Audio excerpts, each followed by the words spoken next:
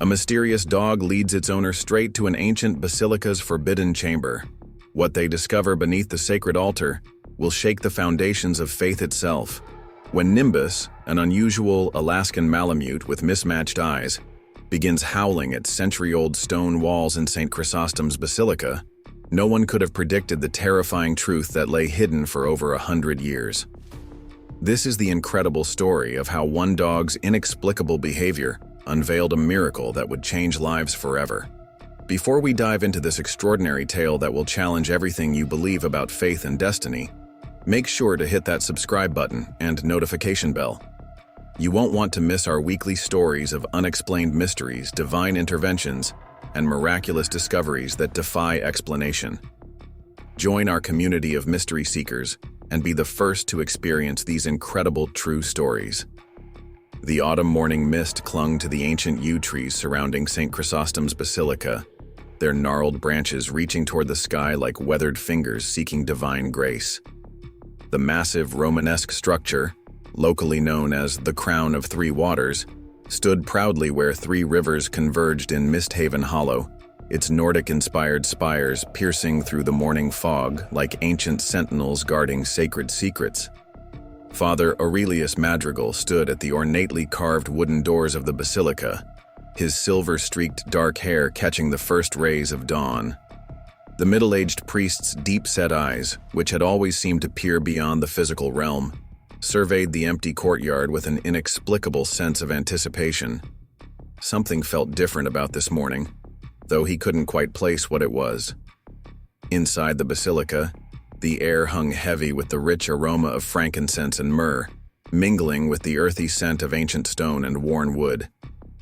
Sylvan Thimbersedge, the church's groundskeeper, moved silently through the shadows, lighting the hand-carved beeswax candles that lined the nave. Each flame cast dancing shadows on the intricate Norse-inspired carvings that made St. Chrysostom's unique among all churches in the region. Ilara Duskmere's voice floated down from the choir loft as she prepared for morning practice, her aged but still beautiful soprano filling the vast space with haunting medieval chants. The sound seemed to awaken something in the very stones of the basilica, as if the building itself were responding to her voice. "The morning light is different today," Malachi Winterbourne observed quietly as he arranged fresh flowers near the altar. The dedicated parish volunteer, known for his unwavering devotion to the church, had served St. Chrysostom's for over 2 decades. His weathered hands moved with practiced precision as he spoke. "It reminds me of the light before that great storm of '97. Father Aurelius nodded absently, his attention drawn to the ancient altar. The massive stone structure, carved from a single block of Norwegian granite, had always been the centerpiece of the basilica's mysteries. Local legends spoke of the Norse stonemasons who had collaborated with Romanesque architects to create this unique sanctuary. But lately, the priest had been experiencing strange dreams about what lay beneath those carefully carved stones. "Has young Soren found anything new in the archives?" Father Aurelius asked, referring to Soren Nightbrook, the brilliant young scholar who had been meticulously studying the church's history for the past year. Something about the youth's recent discoveries had been troubling the priest's thoughts. Before Malachi could answer, the heavy wooden doors of the basilica creaked open, letting in a gust of cool morning air that made the candle flames dance wildly. Lyra Everwind stepped into the church, her presence immediately commanding attention. The former war correspondent's sharp eyes took in every detail of her surroundings, a habit formed from years of documenting conflicts in the world's most dangerous places. But it wasn't Lyra's arrival that caused Father Aurelius's breath to catch in his throat. It was her companion, an unusually large Alaskan Malamute with striking mismatched eyes, one amber, one ice blue. The dog, Nimbus, moved with an almost supernatural grace across the ancient stone floor, his silver-gray coat seeming to shimmer in the candlelight. "I apologize for bringing him in," Lyra began, but her words trailed off as something extraordinary happened. Nimbus, typically the most well-behaved companion, suddenly stopped in his tracks, his mismatched eyes fixed on the ancient altar with an intensity that sent chills down the spines of all present. The dog's muscles tensed, and for a moment time seemed to stand still in St. Chrysostom's Basilica. Then, breaking the sacred morning silence, Nimbus let out a howl that seemed to come from another world entirely, a sound that would mark the beginning of an incredible journey none of them could have anticipated. The howl echoed through the vast space, causing the candle flames to flicker violently. Ilara's voice in the choir loft faltered and fell silent. Sylvan dropped a candlestick, its clatter against the stone floor lost in the otherworldly sound emanating from Nimbus's throat. And Father Aurelius Madrigal, standing nearest to the altar, felt something he hadn't experienced in all his years of service. A profound sense that the veil between worlds was about to be lifted. The otherworldly howl that echoed through St. Chrysostom's Basilica seemed to awaken something within the ancient walls themselves. As the sound faded, an unsettling silence descended upon the sacred space, broken only by the subtle crackling of candle flames and the distant whisper of the three rivers converging beyond the church grounds. Lyra Everwind moved to calm Nimbus, but the massive Malamute remained fixed in place, his mismatched eyes locked on the altar with an intensity that defied his usual gentle nature. The dog's muscles trembled beneath his silver-gray coat, not in fear, but in what appeared to be anticipation. His ears pricked forward, and his tail stood straight, a posture Lyra had never seen in all their years together. "In 15 years of reporting from war zones," Lyra said, her voice barely above a whisper, "I've never heard anything quite like that sound." Her trained journalist's eye noticed how the morning light filtering through the stained glass windows seemed to bend unnaturally around Nimbus, creating an almost prismatic effect on his fur. Father Aurelius Madrigal approached cautiously, his silver-streaked hair catching the strange light. As he drew closer to the altar, the temperature around them dropped noticeably. The priest's breath became visible in the suddenly chilled air, forming small clouds that drifted upward toward the vaulted ceiling. "Malachi," Father Aurelius called out, his voice steady despite the extraordinary circumstances. "Bring me the church records, the oldest ones." The elderly volunteer nodded and disappeared into the sacristy, his footsteps echoing against the stone walls. Soren Nightbrook, who had been observing from the shadows of a side chapel, emerged with a leather-bound journal clutched to his chest. The young scholar's face was pale, but his eyes gleamed with academic intensity. "Father, this reminds me of something I discovered in the archives just yesterday. There's a reference to a similar incident in 1891, right after the basilica was completed. Before Soren could elaborate, Nimbus began to move. His paws made no sound on the ancient stone floor as he circled the altar 3 times, each circle drawing him closer to the massive granite structure. On the 3rd pass, he stopped abruptly at the altar's northern corner and began to paw at the ground with unprecedented urgency. Sylvan Thimbersedge, who had been watching from near the sanctuary lamp, suddenly gasped. "The stones," the groundskeeper said, pointing with a trembling finger. "Look at the stones." Where Nimbus's paws touched the floor, the ancient flagstones seemed to pulse with a faint bluish light. From her position in the choir loft, Ilara Duskmere's voice drifted down like a portent. "The old song, speak of this," the elderly choir director said, her words carrying clearly in the hushed basilica. "When the 3 waters rise, and the guardian appears, the sacred heart of St. Chrysostom's will reveal its truth." Lyra, drawing on years of investigative instinct, pulled out her phone to document the phenomenon. But as soon as she aimed the camera at Nimbus and the glowing stones, her device went dead. Not just powered down, the screen cracked in a spiderweb pattern, and a smell like ozone filled the air. Father Aurelius placed a restraining hand on Lyra's arm. "Some things," he said softly, "are not meant to be captured by modern devices. They can only be witnessed by the heart and remembered by the soul." Malachi returned with an ancient leather portfolio, its pages yellowed and brittle with age. As he handed it to Father Aurelius, a loose page fluttered to the floor, landing precisely where Nimbus had been pawing. The dog immediately stopped his frantic scratching and turned his mismatched eyes to the fallen document. Soren knelt carefully and retrieved the page, his scholar's hands treating the ancient paper with reverence. As he began to read, his voice trembled with excitement. "It's an account from Father Magnus, the first priest of St. Chrysostom's. He writes of a prophecy told by the Norse stonemasons who helped build the basilica. But before Soren could continue reading, Nimbus threw his head back and released another haunting howl. Preparing and narrating this story took us a lot of time, so if you are enjoying it, subscribe to our channel. It means a lot to us. Now back to the story. This time the sound seemed to resonate with specific stones in the walls, creating a harmonic phenomenon that made the very air vibrate. The candles throughout the basilica flickered in unison, and the temperature dropped even further. Ilara's voice joined the ethereal chorus from above, her medieval chant weaving through Nimbus's howl in an impossible harmony. The combined sound seemed to draw patterns of light across the basilica's walls, illuminating the Norse-inspired carvings in ways never seen before. The ancient page in Soren's hands began to glow with the same bluish light as the flagstones, and symbols previously invisible to the naked eye emerged on its surface. The young scholar's eyes widened as he recognized them. "These are Norse protection runes," he whispered, "interwoven with early Christian symbols. I've never seen them combined like this." Father Aurelius moved to stand beside the altar, his deep-set eyes reflecting the mysterious light. "In all my years of service," he said, his voice carrying a weight of authority that commanded attention, "I've never witnessed anything like this. But there are old stories, passed down through generations of priests, about a sacred trust hidden within these walls." Lyra, her journalistic instincts warring with the inexplicable events unfolding before her, watched as Nimbus pressed his nose against the glowing flagstone. The dog's mismatched eyes seemed to hold ancient wisdom as he turned to look at each person present, as if assessing their worthiness for what was to come.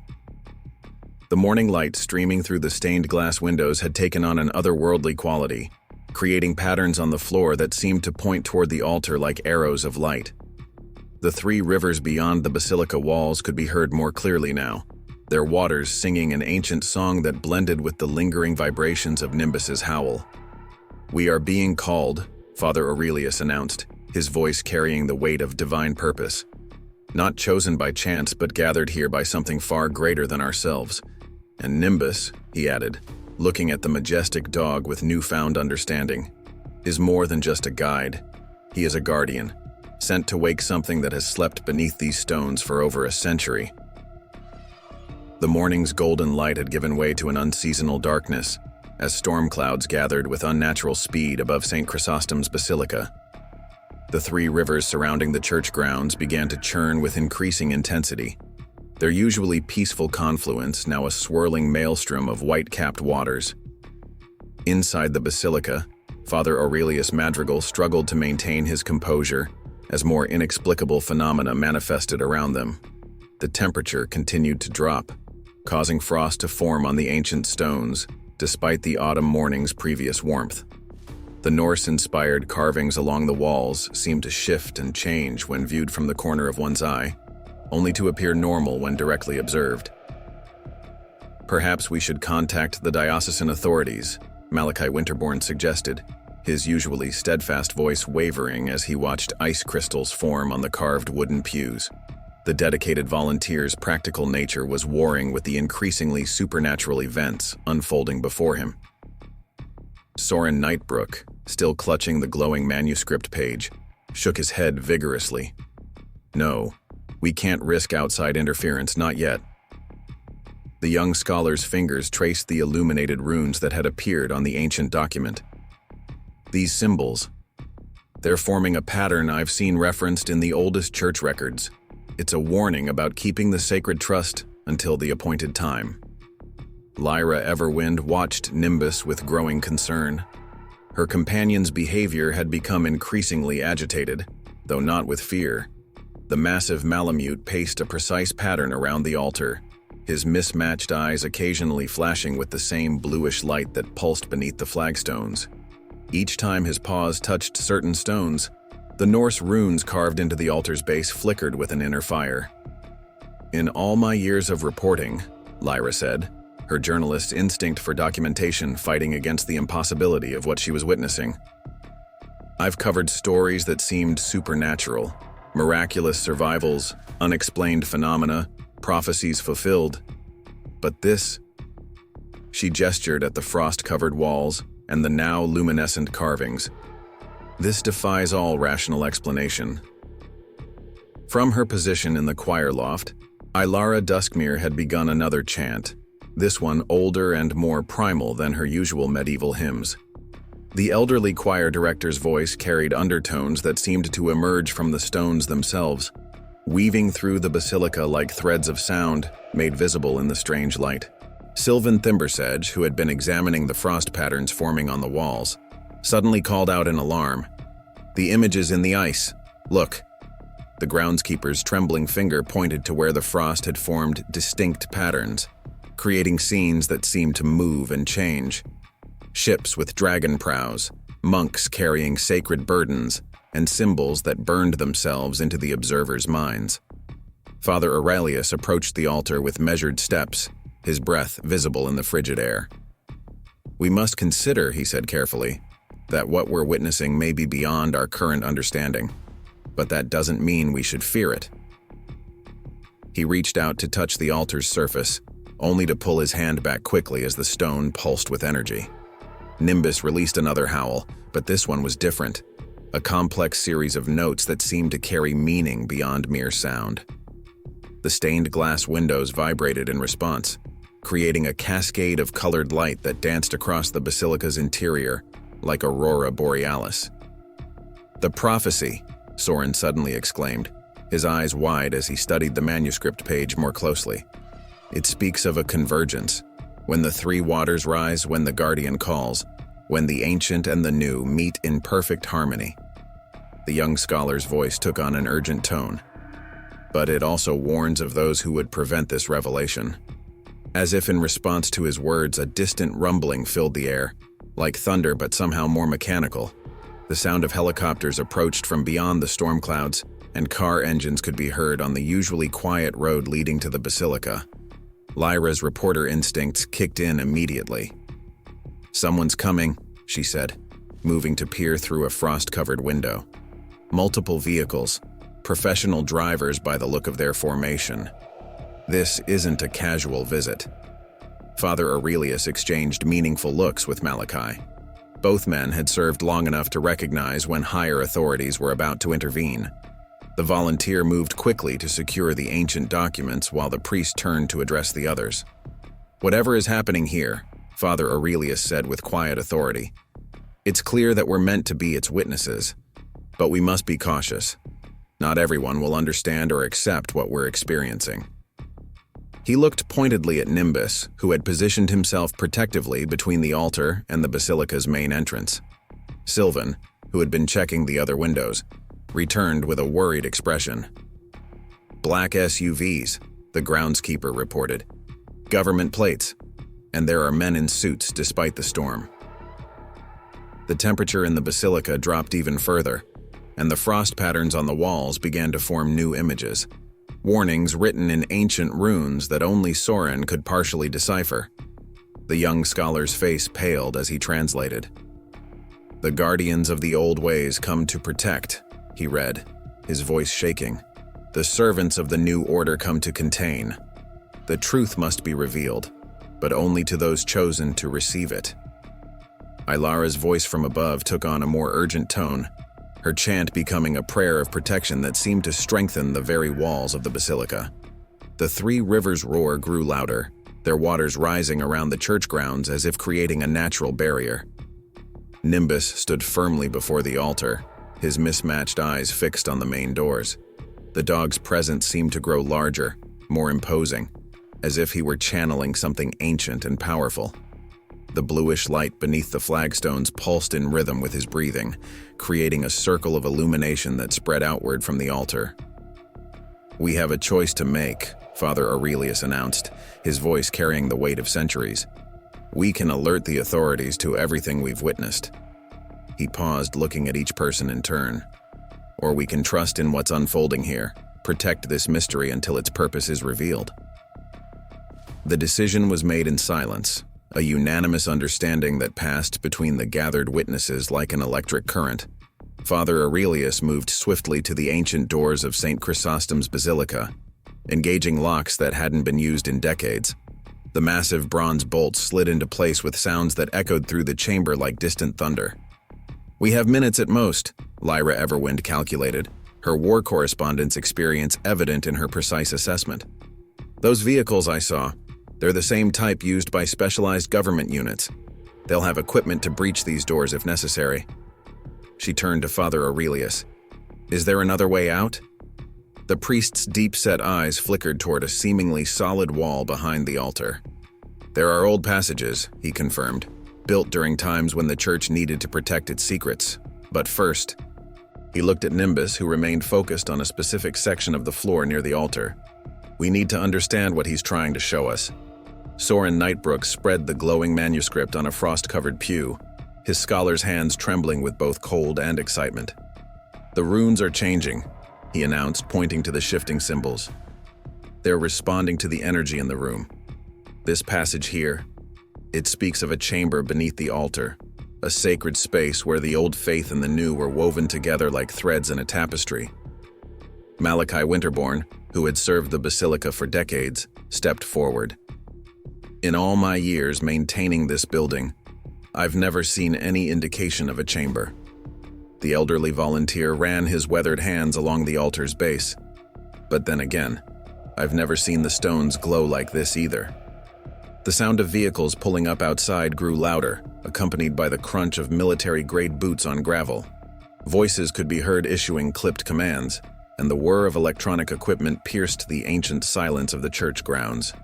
Nimbus suddenly became more insistent, his paws scratching at a particular flagstone with renewed urgency. The bluish light beneath the stone pulsed stronger with each touch, and the dog's mismatched eyes seemed to glow with the same ethereal energy. Sylvan Thimbersedge, using his intimate knowledge of the building's construction, knelt to examine the flagstone more closely. These stones were laid in a specific pattern, the groundskeeper observed, his practiced eye noting subtle differences. "This one? It's cut differently from the others, and look at the mortar lines." From her position in the choir loft, Ilara Duskmere's voice took on a new cadence, her ancient chant seeming to resonate with particular stones in the floor. As her voice hit certain notes, the bluish light beneath the flagstones pulsed in response, creating a pattern that radiated outward from Nimbus's position. "It's a sequence," Soren exclaimed, his eyes darting between the manuscript and the illuminated floor. The Norse builders didn't just help construct this basilica, they incorporated their own sacred geometry into its design. These stones are laid out like the branches of Yggdrasil, the world tree. A sharp knock at the main doors interrupted his explanation. "This is Federal Agent Thaddeus Pierce," a commanding voice announced. "We have reason to believe you're harboring classified artifacts. Open these doors immediately." Father Aurelius remained focused on the task at hand. "Soren, what else does the manuscript say about the chamber? Time is growing short." The young scholar's fingers traced the glowing runes frantically. "It mentions a key. Not a physical key, but a sequence of sounds." He looked up at the choir loft. "Elara, the chant you're singing, it's part of the key." Understanding dawned on the elderly choir director's face. She adjusted her tone, hitting specific notes that made the stones vibrate visibly. Nimbus joined in, his howl harmonizing perfectly with her voice in an impossible duet that sent shivers through everyone present. The pounding on the doors grew more insistent. The sound of equipment being assembled outside suggested the federal agents were preparing to breach the entrance. "Look," Sylvan pointed to where Nimbus stood. The flagstone beneath the dog's paws had begun to shift, ancient mechanisms grinding to life deep within the basilica's foundations. A seam appeared in the previously solid stone, spreading outward in a spiral pattern that matched the runes in Soren's manuscript. Lyra's journalist instincts warred with her sense of wonder as she watched the floor begin to transform.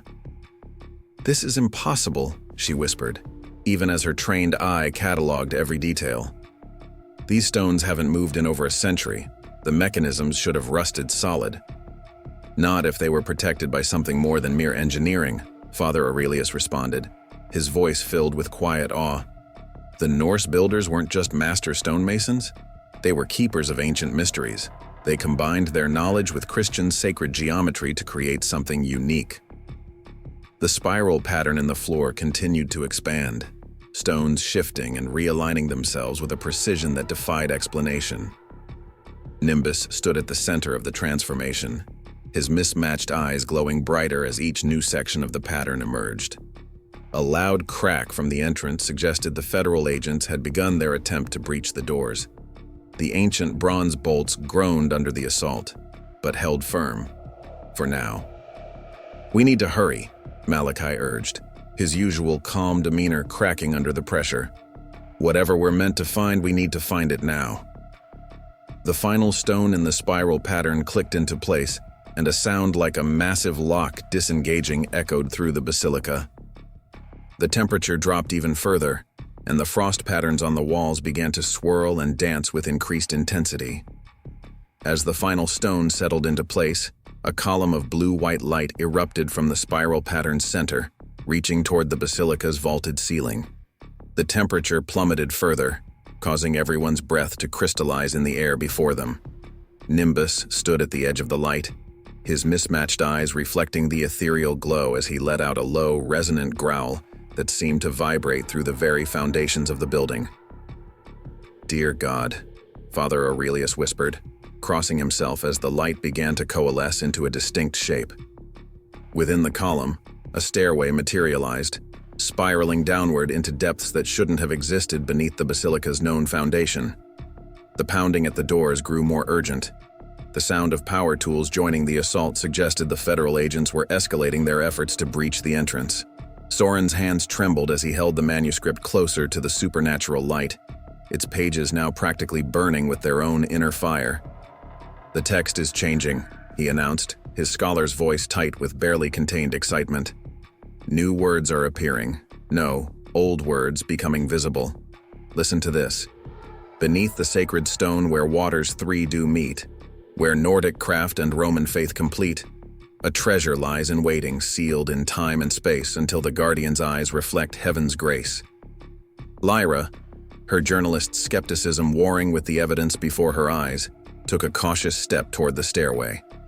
"The craftsmanship is incredible," she observed, noting how each step seemed to be carved from a single piece of crystal that emitted its own inner light. "This isn't just medieval engineering. This is something else entirely." A particularly loud crash from the entrance made everyone jump. One of the ancient bronze bolts had finally given way, though the doors still held. Barely. "We cannot allow them to find this," Father Aurelius declared, his voice carrying the weight of ancient responsibility. "Whatever lies below, it was clearly meant to be protected until the right moment." He looked at Nimbus, who had begun to descend the crystalline steps with deliberate purpose. "And I believe that moment is now." Ailara's voice from the choir loft had taken on an otherworldly quality, her chant seeming to stabilize the column of light as it pulsed in rhythm with her notes. The frost patterns on the walls had begun to move with increased urgency, forming and reforming into scenes of ancient battles, sacred rituals, and what appeared to be maps of celestial movements. Malachi, who had been examining the spiral pattern in the floor, suddenly called out in surprise. "These aren't just decorative markings," the elderly volunteer realized. "They're words, the oldest form of Norse writing. And look how they intersect with these Latin phrases." Sylvan rushed to help the federal agent's battering ram echoed through the basilica. The groundskeeper's knowledge of ancient construction proved invaluable as he traced the patterns with practiced eyes. "It's a double helix," he explained, excitement overcoming his usual reserve. The Norse runes and Latin text spiral around each other, each telling half of a story that can only be understood when read together. Father Aurelius made a swift decision. "Malachi, Sylvan, secure the outer doors as best you can. Soren, bring the manuscript. Lyra." He paused, looking at the former war correspondent with understanding. "You don't have to join us. What we find down there may change everything you believe about the world." Lyra's response was to pull a heavy-duty flashlight from her bag, a habit from her reporting days. "I've spent my career searching for truth," she said firmly. "I'm not stopping now." The group began their descent, following Nimbus down the crystalline stairway. Each step they took caused the light to pulse brighter, and the air grew notably thicker with what felt like electrical charge.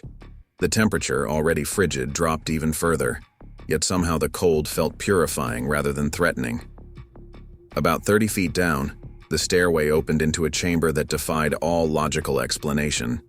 The walls were lined with what appeared to be living light, flowing like liquid silver through channels carved with both Norse runes and early Christian symbols.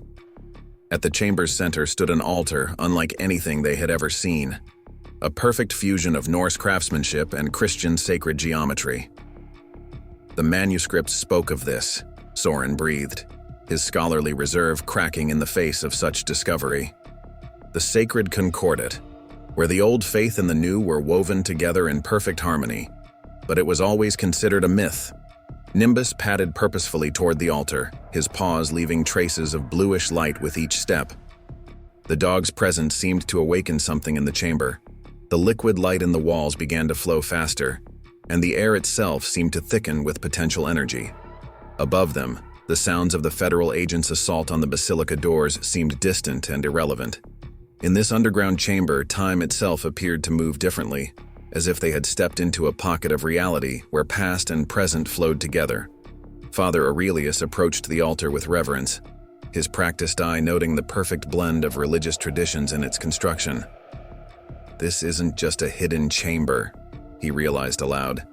It's a nexus point, a place where different spiritual traditions were preserved and unified. Lyra's flashlight beam revealed more details. Shelves carved into the walls held artifacts that seemed to defy categorization, objects that appeared simultaneously ancient and impossibly advanced. Each item was marked with both runic inscriptions and early Christian blessings, suggesting a level of cooperation between faiths that history had never recorded. But it was what rested upon the central altar that drew everyone's attention. A sphere of what appeared to be pure light, approximately the size of a basketball, hovered inches above the altar's surface. Within it, images and symbols swirled and shifted, as if containing an entire universe of knowledge waiting to be understood. The hovering sphere of light pulsed with an inner rhythm that seemed to match both Nimbus's breathing and Ilara's distant chanting from above. As they gathered around the altar, each person felt a distinct sensation, as if the very air around them had become charged with ancient power and purpose. "Don't touch it," Soren warned sharply, as Lyra's hand instinctively moved toward the sphere. The young scholar's eyes were fixed on rapidly changing symbols in his manuscript. According to these texts, what we're seeing is called the Lux Concordia, the light of harmony. It's described as a repository of combined wisdom from both Norse mystics and early Christian mystics, but he paused, face paling. It also warns that only those who understand its true purpose can safely interact with it. A tremendous crash from above suggested the federal agents had finally breached the main doors of the Basilica. The sounds of multiple footsteps echoed through the stairwell, along with the clinical beeping of electronic equipment. Nimbus's reaction was immediate and startling. The massive Malamute positioned himself between the group and the stairway, his fur beginning to glow with the same ethereal light that filled the chamber. His mismatched eyes blazed like twin beacons, and his form seemed to grow larger, more imposing, as if something ancient and powerful was manifesting through him. Father Aurelius moved to the altar with practiced grace, his years of liturgical training evident in every measured step. "The sphere is responding to our presence," he observed, noting how the swirling patterns within had begun to align themselves whenever he moved closer. "It's almost as if it's trying to communicate." Lyra, her reporter's instincts fully engaged despite the supernatural circumstances, had begun documenting everything she could observe. "The temperature changes depending on who approaches it," she noted. "It grows colder when Soren gets closer with the manuscript, warmer when Father Aurelius approaches, and when Nimbus—" Before she could finish her observation, the dog let out a bark that seemed to shake the very foundations of the chamber. The sound reverberated through the crystalline walls, creating harmonics that made the sphere pulse with increasing intensity. The liquid light flowing through the wall channels began to move faster, its silver color taking on hints of gold and blue. "They're coming," Malachi called down from his position near the top of the stairs. "But something strange is happening to their equipment. I can hear them cursing about electromagnetic interference. Soren's fingers flew across the manuscript's pages, which were now glowing so brightly they cast shadows on the chamber walls. There's something here about a test, a proving of worth. Before the knowledge can be accessed, those present must demonstrate their understanding of the unity it represents. The sphere suddenly expanded, its light filling more of the chamber. Images began to form within it. Scenes from ancient times showing Norse sailors arriving on foreign shores, meeting with early Christian missionaries. But rather than the violent conflicts recorded in history books, these images showed something entirely different. Secret meetings, shared rituals, and the careful preservation of combined wisdom. This isn't just a historical record, Father Aurelius breathed, his voice filled with wonder. It's proof of a hidden tradition, a conjunction of faiths that worked in secret to preserve something vital to both their traditions. The sound of boots on crystal steps grew closer. The federal agents were descending, their voices sharp with authority and growing tension. Nimbus's growl took on an otherworldly timbre, and the air around him began to shimmer with barely contained power. The dog's presence seemed to fill more space than his physical form should allow, as if something vast and ancient was using his shape as a temporary vessel. The manuscript mentions a guardian, Soren said urgently.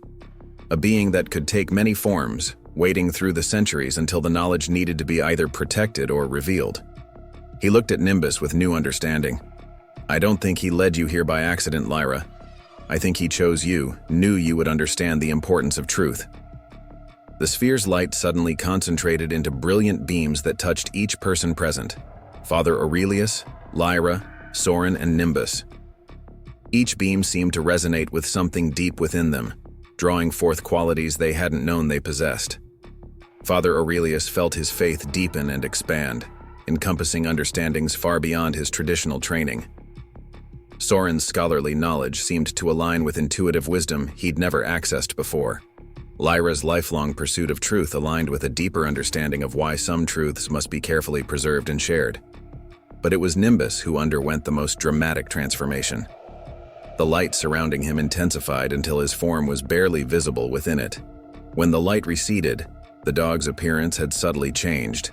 His fur rippled with barely contained energy, and his mismatched eyes now held galaxies of wisdom. He seemed simultaneously more and less than a mere dog, a being of ancient power wearing a familiar form. The first federal agent appeared at the chamber's entrance, night vision goggles displaying dancing patterns of confusion as they encountered the supernatural light. By federal authority, you are ordered to, The agent's voice trailed off as they took in the impossible scene before them. The federal agents froze at the chamber's entrance, their professional training offering no protocol for what they were witnessing. Their electronic equipment emitted increasingly distressed sounds before shutting down completely, night vision goggles displaying only strobing patterns of impossible light. Stand down, a new voice commanded from behind the agents. A tall figure emerged from the stairwell, a woman in her 50s wearing a charcoal suit that seemed to absorb the chamber's light. I am Director Eleanor Blackwood, Department of Historical Preservation and Containment. What you are seeing is classified under the highest levels of national security. Nimbus's response was immediate and astonishing. The transformed dog's growl contained harmonics that made the crystal walls sing, and the sphere of light above the altar pulsed in synchronization with his voice. His mismatched eyes fixed on the director with ancient recognition. You know what this is, Father Aurelius stated. Not a question, but a revelation. The priest's enhanced awareness, granted by his contact with the sphere's light, allowed him to sense layers of truth and deception in the director's presence. Eleanor Blackwood's composed expression flickered for just a moment. We've been tracking manifestations of the Lux Concordia for centuries. My organization predates the founding of this nation. She paused, noticing how the liquid light in the wall channels had begun to form distinct patterns around her. We are the inheritors of a sacred trust, tasked with keeping these powers hidden until humanity was ready. Soren's manuscript suddenly blazed with renewed intensity, pages turning on their own until they reached a specific passage. The young scholar's eyes widened as he read. The custodes lucis, the light keepers. The texts speak of them, but not as protectors. His voice grew stronger with certainty. They're described as those who would contain the light, prevent its truth from spreading until they could control it. The sphere above the altar expanded, its swirling internal images now projecting onto the chamber walls. Scenes played out in rapid succession, secret societies through the ages attempting to harness the combined power of ancient wisdom, battles fought in shadows, and guardians like Nimbus appearing in different forms throughout history to protect the knowledge until it could be properly understood. "You don't understand what's at stake," Director Blackwood argued, though her composure was cracking as the chamber's light responded to her presence with increasing agitation. "The world isn't ready for the truth, that all spiritual traditions stem from the same source, that the boundaries between faith and science, between old religions and new, are illusions. The chaos it would cause."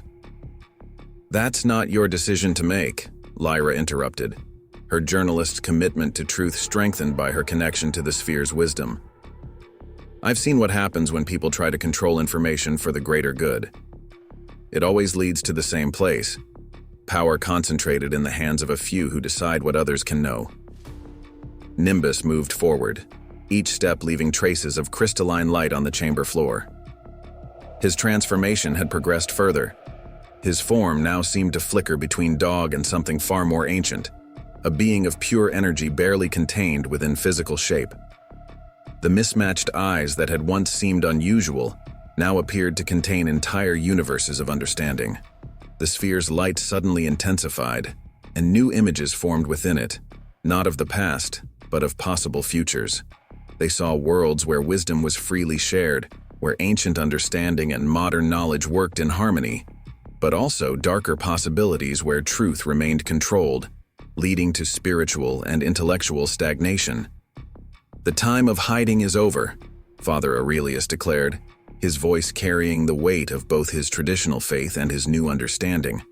This knowledge wasn't preserved to be controlled, but to be revealed when humanity had developed the capacity to understand its significance. Director Blackwood's hand moved toward her jacket, where the outline of a weapon was barely visible.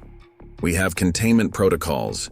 If you won't cooperate, we'll have no choice but to—" Before she could finish, Nimbus let out a sound that was no longer anything like a dog's bark. It was the voice of ages, of wisdom preserved through millennia, of truth-seeking expression.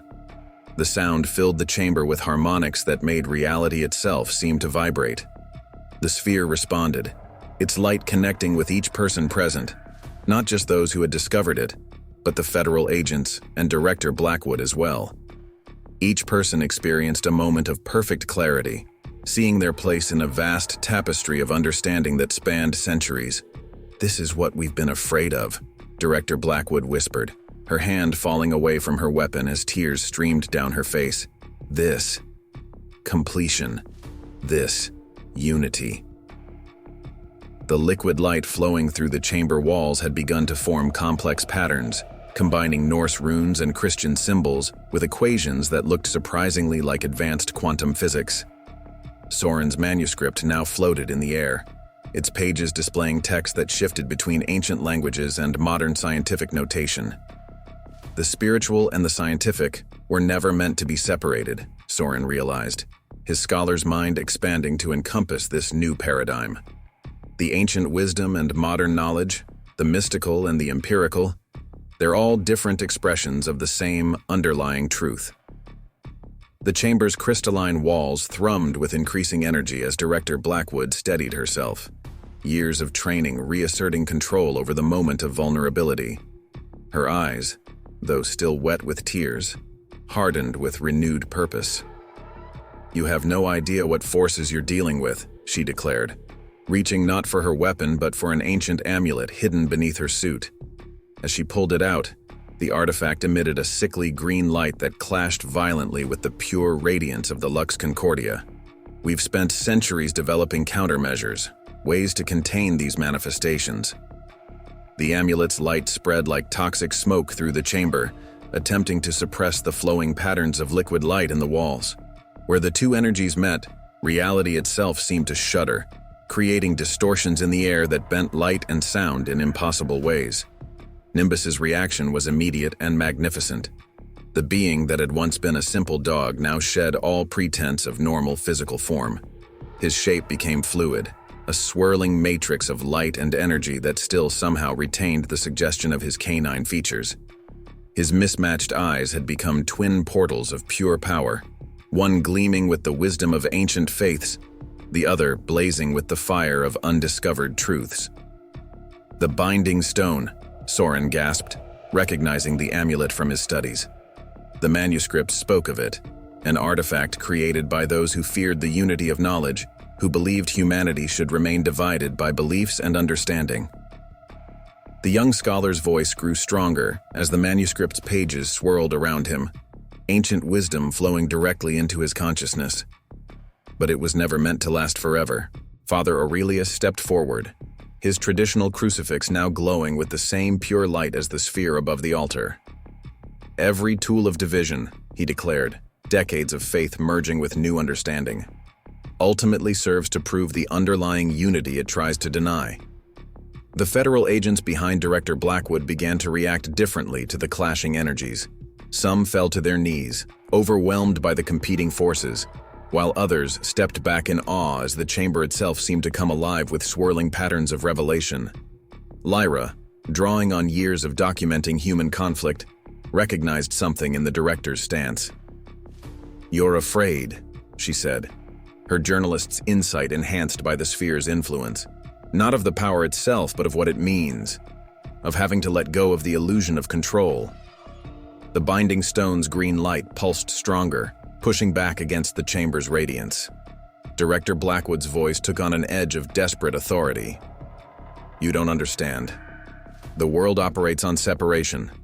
Religion from science, faith from reason, old from new. Remove those boundaries, and everything we've built will transform," Nimbus spoke, his voice a harmony of countless tones that somehow formed words. The sound of the Guardian's speech sent ripples through reality itself, causing the very air to shimmer with potential, as it was always meant to. The sphere above the altar suddenly expanded, its light intensifying until it illuminated every corner of the chamber. Within its radiance, images formed with crystal clarity. The construction of the first temples, the birth of scientific inquiry, the evolution of human understanding, all flowing from the same source, all reaching toward the same ultimate truth.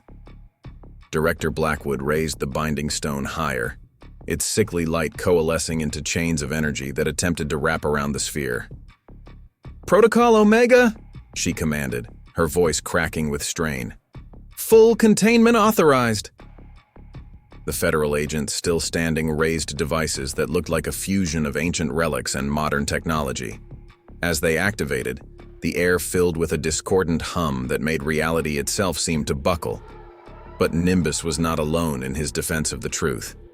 The liquid light flowing through the chamber walls suddenly burst from its channels, forming patterns in the air that the manuscript's pages recognized and reflected.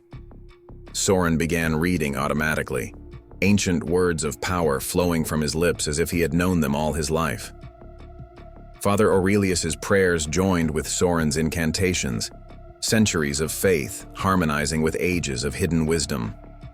From above, Ilara's voice drifted down the crystalline stairway, her chants weaving through the frequencies of conflict like threads of pure sound.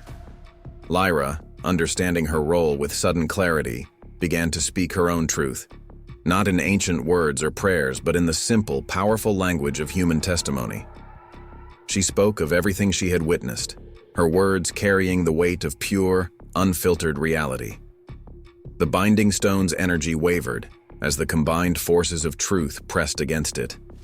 Director Blackwood's face showed the strain of maintaining its power, her carefully constructed walls of denial beginning to crack. "You've served faithfully," Nimbus addressed her, his dual-toned voice carrying infinite compassion. "But the time of division is ending. The truth cannot be contained forever. It can only be understood, accepted, and shared." The sphere's light began to change, its brilliance taking on new qualities that made the chamber's crystal walls sing with resonant frequencies. The corrupt green light of the binding stone started to fade, as something far older and more powerful awakened fully in the sacred space. The chamber transformed into a battlefield of light and shadow, where ancient powers and modern forces clashed in a spectacular display of competing energies.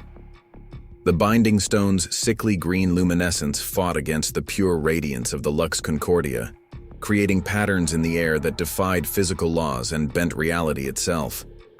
Director Blackwood stood at the center of the chaos, her professional composure cracking as the amulet in her hands began to pulse with an intensity that seemed to drain her very life force. "You don't understand," she gasped, her voice strained but determined. "If this knowledge spreads, it will upend everything. The world's power structures, religious institutions, scientific establishments, nothing will remain unchanged." "Perhaps that's exactly what needs to happen," Father Aurelius responded, his voice carrying a strength that seemed to come from beyond himself. The priest's traditional crucifix now blazed with the same pure light as the sphere, its glow forming a protective barrier around him and the others. Nimbus moved with fluid grace through the warring energies, his form shifting between physical and ethereal states. The Guardian's presence seemed to stabilize the chamber, even as reality buckled around them. His mismatched eyes projected beams of pure truth that cut through the binding stone's attempts to suppress the ancient knowledge. "The manuscripts speak of this moment," Soren called out, ancient pages swirling around him like leaves in a spiritual storm. "The final confrontation between those who would divide wisdom and those who would unite it." The young scholar's voice grew stronger as he read from texts that now seemed to write themselves before his eyes. "When the Guardian returns and the light seeks release, the old boundaries must fall." The Federal agents' containment devices sparked and sputtered, overwhelmed by forces they were never truly designed to control. Several agents dropped their equipment, falling to their knees as the competing energies took their toll. Others stood transfixed, their training forgotten as they witnessed something that transcended all their protocols. Lyra, her journalist's instincts heightened by her connection to the sphere, recognized the pattern unfolding before them. "This isn't just about knowledge," she realized aloud. "It's about choice. The choice between clinging to comfortable divisions and embracing a larger truth." The sphere above the altar began to pulse with increasing intensity, its light forming intricate patterns that matched both the Norse runes in the walls and the quantum equations that had appeared in the air. Each pulse sent waves of understanding through everyone present, breaking down barriers between different ways of knowing. Director Blackwood's face contorted with effort as she attempted to maintain her hold on the binding stone. "Do you know how many times we've had to prevent this? How many manifestations we've contained? The world isn't ready." "The world has always been ready," Nimbus responded, his dual-toned voice resonating with the chamber's crystalline walls. "It is fear that has never been ready to let go." The Guardian's form expanded, filling more of the space with pure light that began to neutralize the binding stone's corrupt energy. From above, Ilara's voice took on new power, her ancient chants finding harmony with the chamber's resonant frequencies. The sound seemed to strengthen the sphere's light while weakening the binding stone's hold. Father Aurelius began to pray, not in traditional Latin but in something older, words that seemed to come from the very dawn of human spiritual awareness. Soren's scholarly voice joined in, adding phrases from Norse sagas that synchronized perfectly with the priest's utterances. Lyra, understanding her role, began to speak her own truth into the chaos. She described everything she was witnessing with a reporter's precision and a poet's heart, her words somehow adding to the power building in the chamber. The binding stone's green light flickered as its power waned. Director Blackwood stumbled, the artifact's weight becoming unbearable as the sphere's true purpose began to manifest fully. "You've served loyally," Nimbus addressed her, compassion flowing through his otherworldly voice. "But loyalty to truth must overcome loyalty to tradition. The time of separation is ending." The sphere suddenly expanded, filling the entire chamber with its radiance. Within its light, everyone present could see the full scope of human understanding. Science and spirituality, ancient wisdom and modern knowledge, all flowing from the same source, all reaching toward the same ultimate reality. Director Blackwood's hands trembled as the binding stone's power continued to fade. "But the chaos," she whispered, her voice revealing the fear beneath her authority. "The upheaval. Change always brings chaos," Father Aurelius responded gently. "But from chaos comes new order, truer understanding." The sphere's light intensified further, and the liquid radiance flowing through the chamber walls burst free from its ancient channels. Reality itself seemed to hold its breath as the moment of truth approached. "The choice was never yours to make," Nimbus declared, his form now pure light with just a suggestion of his canine shape. "The truth was never yours to contain. It belongs to all, and the time has come for its release." In that crystalline chamber beneath St. Chrysostom's Basilica, time itself seemed to pause as two forces reached their breaking point. The binding stone in Director Blackwood's trembling hands emitted its final surge of corrupt energy, while the Lux Concordia pulsed with the accumulated wisdom of ages. Between these opposing powers stood Nimbus, no longer simply a dog but a being of pure light and ancient purpose. "If the stone is destroyed," Director Blackwood warned, her voice cracking with desperate knowledge, "the backlash could tear this chamber apart. All of this knowledge, everything we've tried to preserve, it could be lost forever." The sphere above the altar flared in response, its light revealing glimpses of possible futures, worlds where truth flowed freely, but also the price that must be paid for such freedom. The crystalline walls of the chamber began to vibrate with dangerous intensity as the competing forces reached critical levels. "There must be a way," Lyra began, but Nimbus interrupted her with a sound that contained all the wisdom of ages. "There is," the Guardian declared, his dual-toned voice filling the chamber, "but it requires a sacrifice, a willing vessel to contain and transform the stone's destructive power." His mismatched eyes, now blazing with supernatural light, turned to each person present. This was always the final task of the Guardian. Understanding dawned on Father Aurelius's face. "The manuscripts," he breathed, looking to Soren for confirmation. "They spoke of a transformation, a moment when the Guardian would become one with the light itself," Soren finished, ancient pages swirling around him as he translated in real time. "A fusion of keeper and knowledge, of protector and truth." The young scholar's voice shook with emotion. "But the texts say such a transformation is irreversible." Lyra stepped toward Nimbus, her heart breaking as she finally understood why her companion had led her here. "You knew," she whispered. "All this time you knew this was your purpose." The Guardian's form shifted, briefly returning to the familiar shape of the dog she had known and loved. His mismatched eyes met hers with infinite compassion. "My role was to find one who would understand, who would witness and remember. You were chosen as much as I was, Lyra." The binding stone's corrupt light surged again, causing the chamber's crystal walls to crack. Director Blackwood staggered under its power, her face showing both fear and a dawning acceptance. "We can't contain this much longer."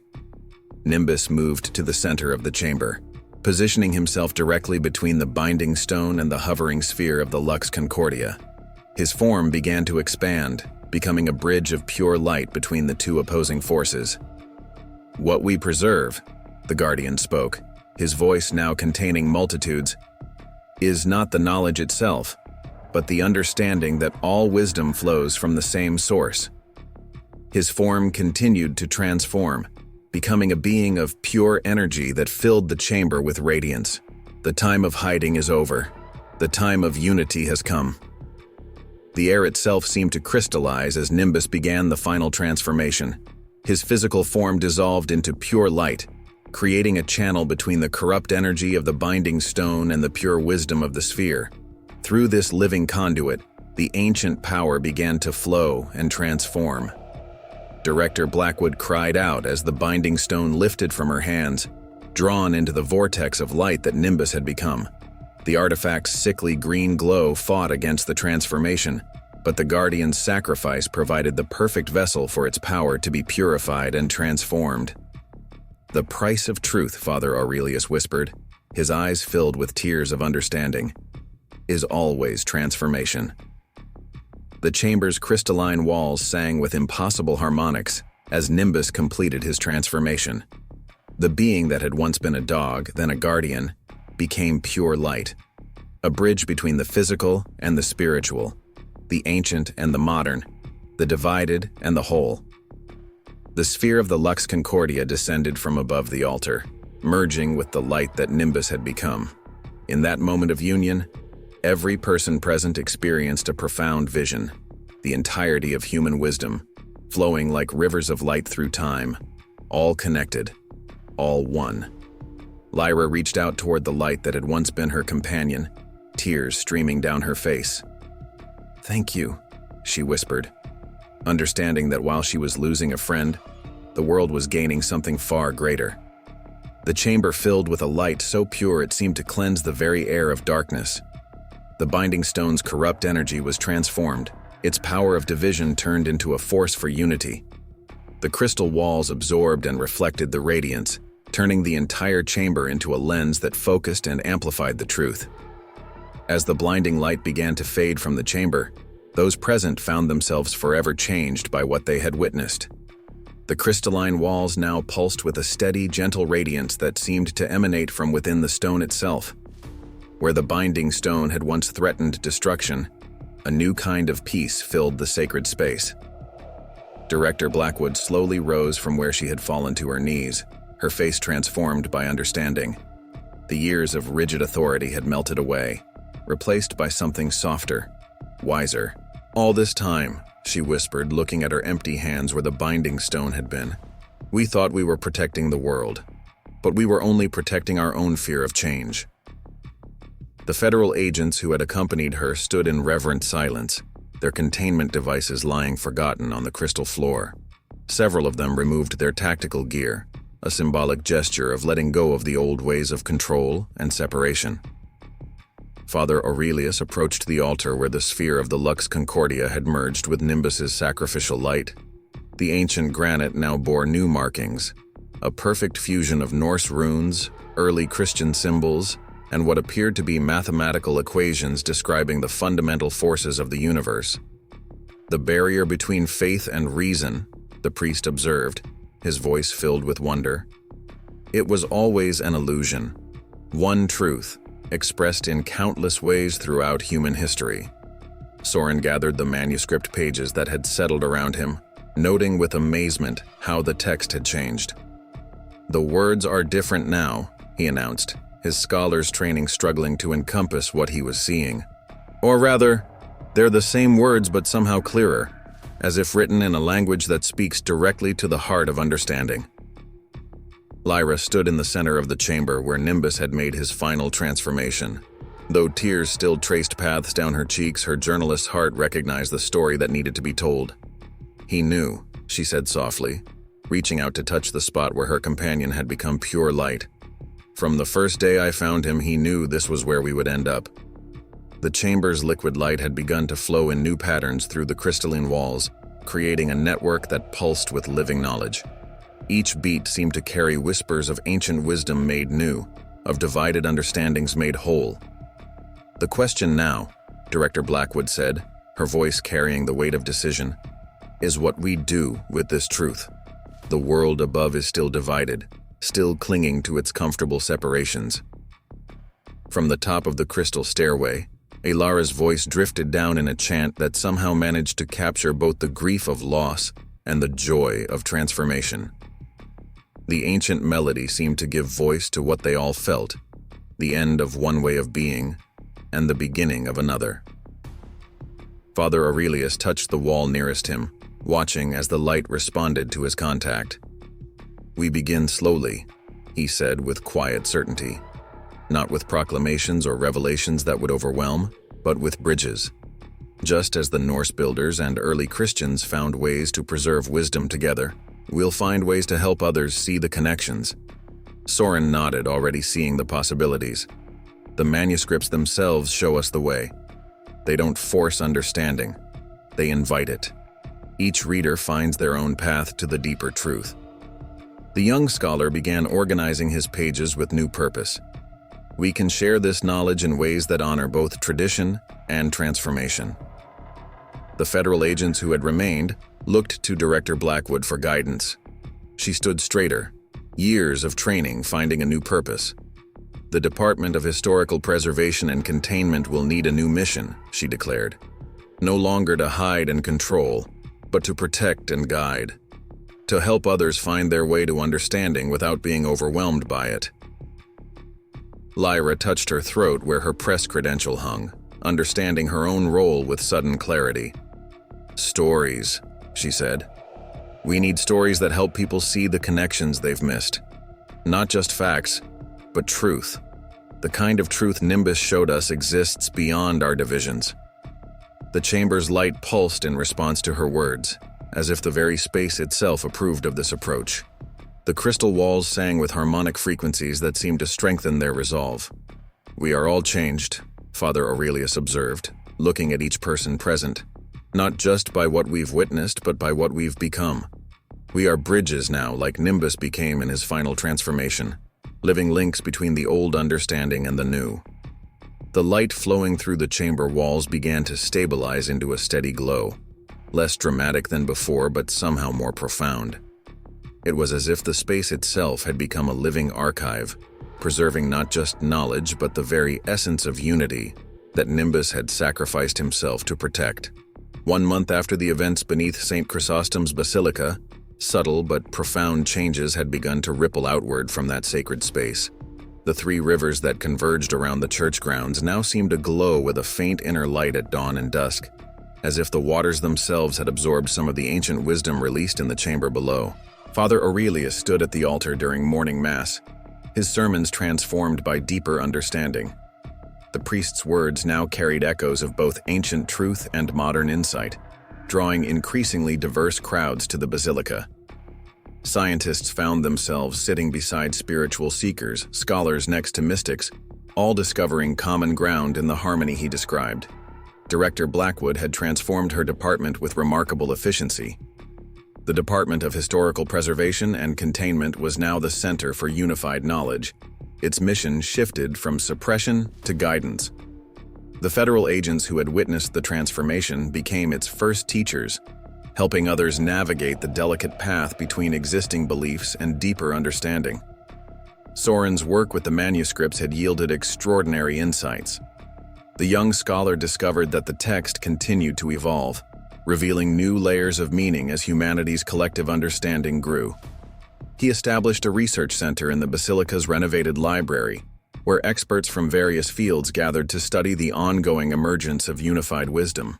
Lyra found herself writing stories that touched people's hearts in unexpected ways. Without explicitly revealing what had happened in the chamber, she crafted narratives that helped readers glimpse the connections between different ways of knowing. Her articles about faith, science, and the search for truth gained an international following, but it was in the crystal chamber itself where the most remarkable changes continued to unfold. The space had become a living testament to Nimbus's sacrifice, its walls pulsing with knowledge that seemed to respond to the readiness of those who entered. On this particular morning, Father Aurelius descended the crystalline stairs with Lyra and Soren, responding to something new they had all sensed. The chamber's light had begun forming distinct patterns, more complex than any they had seen before. The manuscripts predicted this, Soren said excitedly, consulting pages that now seemed to glow with their own inner light. A phase of deeper revelation, when the initial truth would begin to unfold into new understanding. As they watched, the liquid light flowing through the chamber walls began to coalesce into a familiar shape. For a moment, they saw Nimbus's form outlined in pure radiance, not as the dog he had appeared to be, nor as the guardian he had become, but as something even more profound, a living bridge between all forms of wisdom. "He's still here," Lyra whispered, tears of joy replacing her earlier grief. "Not gone, but transformed, just as all truth transforms, when we're ready to understand it more deeply." The chamber's light pulsed in response, and new symbols appeared on the walls, not just the fusion of Norse and Christian imagery they had seen before, but something more. Mathematical equations describing love, musical notations capturing the frequency of faith, and scientific formulae expressing the geometry of grace. This is just the beginning, Father Aurelius realized aloud. What Nimbus preserved and transformed, it's still unfolding, still teaching us. From above, Ilara's voice drifted down in a chant that seemed to weave all these elements together, ancient and modern, spiritual and scientific, known and unknown. The sound reminded them of Nimbus's final transformation, but now it carried a promise rather than an ending. As if in response to their growing understanding, a new set of symbols appeared on the altar's surface. Soren rushed to translate them, his eyes widening as he read. "It's a message," he announced, his voice filled with wonder. "It says, 'What was hidden now grows in the light. What was divided now seeks unity. The guardian sacrifice opens the way, but the journey continues with each heart that awakens to truth.'" The chamber's light seemed to embrace them, and in that moment, each of them understood their continuing role in this unfolding story. They were not just witnesses to a miracle, but participants in an ongoing transformation, one that would continue to ripple outward, touching lives and changing understandings for generations to come. As they ascended the crystal stairs back to the basilica above, they carried with them not just the memory of what had happened, but the living truth that Nimbus had sacrificed everything to preserve and transform. The dog who had led his owner to a miracle had become something far greater, a symbol of the unity that exists beyond all divisions, waiting to be discovered by those ready to see it.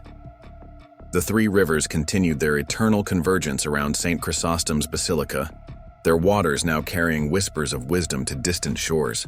And in the chamber below, the light that was once Nimbus continued its eternal vigil, waiting to illuminate the path for all who sought to understand the greatest miracle of all, the perfect unity that lies at the heart of everything. Up next, you've got two more standout stories right on your screen. If this one hit the mark, you won't want to pass these up. Just click and check them out.